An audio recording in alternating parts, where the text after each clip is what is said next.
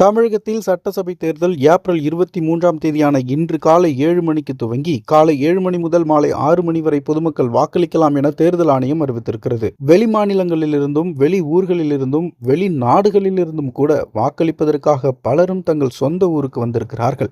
ஒரு பக்கம் சென்னை போன்ற ஊர்களில் பேருந்து வசதி கிடைக்காததால் சொந்த ஊருக்கு திரும்ப முடியாமல் பலரும் அவதிப்பட்டு வருகிறார்கள்.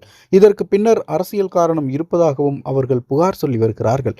ஒரு பக்கம் தமிழகத்தில் இன்று சட்டசபை தேர்தல் காலை முதலே விறுவிறுப்பாக நடைபெற்று வருகிறது. காலை 9 மணிக்கு 17.69% வாக்குகள் பதிவாகியிருந்தது. அதேபோல காலை 11 மணிக்கு 37.56% வாக்குகள் பதிவாகியிருந்தது.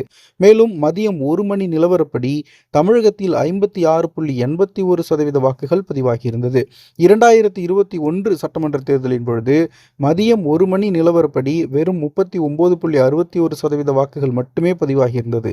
ஆனால் இப்பொழுது 56.81% வாக்குகள் பதிவாகியிருக்கிறது.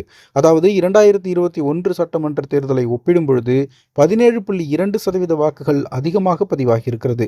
இப்படியே சென்றால் மாலை 6 மணிக்குள் வாக்கு சதவீதம் 80 தாண்டும் என கணிக்கப்பட்டது. அதே போன்றே 80% வாக்குகளையும் தாண்டிவிட்டது தமிழகத்தில் பதிவான வாக்குகளின் எண்ணிக்கை. இந்த வகையில் அதிகமான வாக்குகள் பதிவானால் தமிழக அரசியலில் தாக்கத்தை ஏற்படுத்தியுள்ள தாவேகாவிற்கு அதிக வாக்குகள் பதிவாகும் எனவும் சொல்லப்படுகிறது.